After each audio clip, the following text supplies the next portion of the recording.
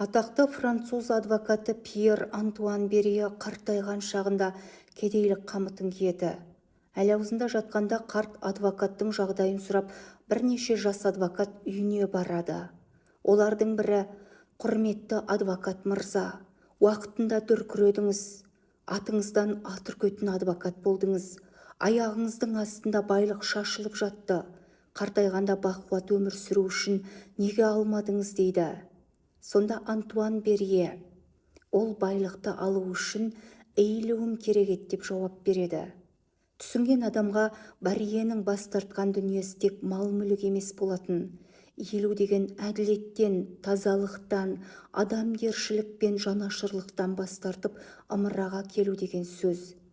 Бүгінгінің аздап эйілуі түгіл болмайтын нәрсе үшін сәжде жасап жүргенін өздеріңіз-ақ көріп біліп жүрсіздер.